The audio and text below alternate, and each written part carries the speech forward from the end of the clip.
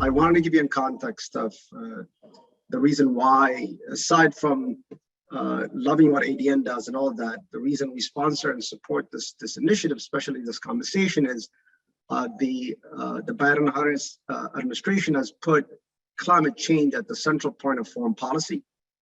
And we have the Special Presidential Envoy on Climate, former Secretary Kerry, leading the kind of the charge in ensuring that climate change not only takes a central point in our foreign policy, but also it becomes a driving force, or almost the energy that we need, no pun intended, to what the administration called the Building Back Better agenda, not just domestically, but most importantly around the world.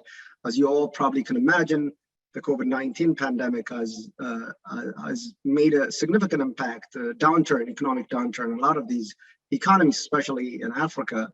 And we believe that climate solutions, sustainable energy, clean energy will play a critical role in creating the next generation of jobs and cultivating the economy and what have you. You know, in terms of Power Africa and what we look to support and what we're looking to do, we have an off-grid team that's supporting the development of sustainable financial models.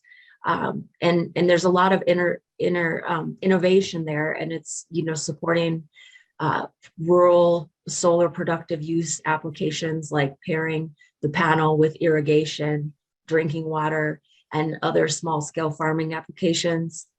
There's a really interesting initiative that we're working on now as in response to COVID, so that our off-grid program had redirected funding for bringing access to electricity to healthcare clinics. And now we're creating this global development alliance with a number of partners, including Sustainable Energy for All, that this is going to be rolled out quite soon. If not in May, it'll probably be June.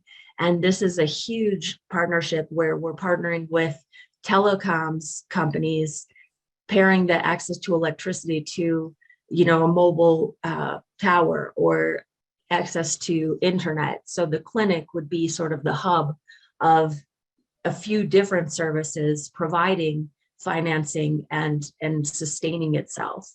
And I think too, there is a lot of financing available. And I think hopefully that's where our team could be a resource. I put the toolbox link in the chat. That's a place where you can look and see what could I qualify for. So it's really, the financing is out there, I would say. It's just a matter of having the right pieces in play to be able to access that finance.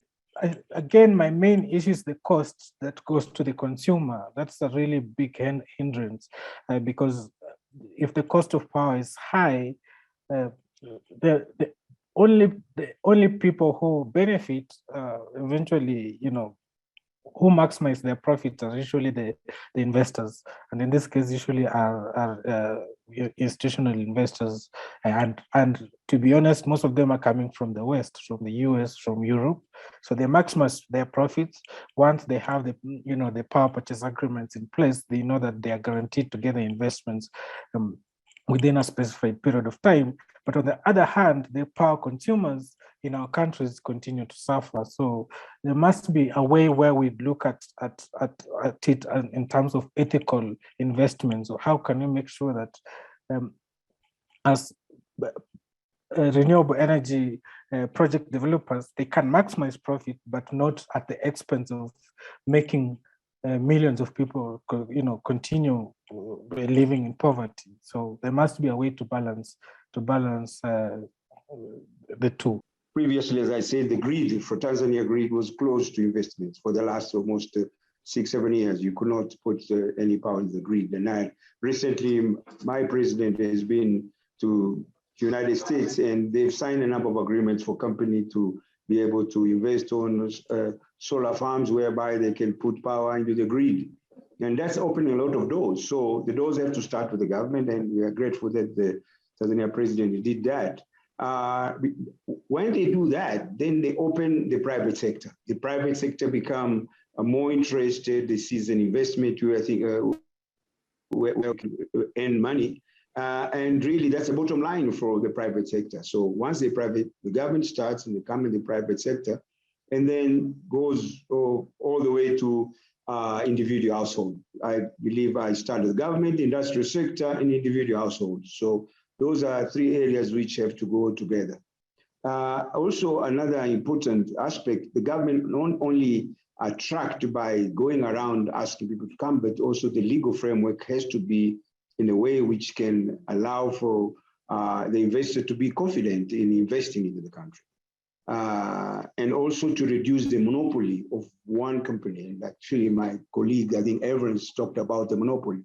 And monopoly can create a lot of hardship into investment in the country. So one company has a monopoly over the entire energy production, becomes a major hindrance to other players into the field.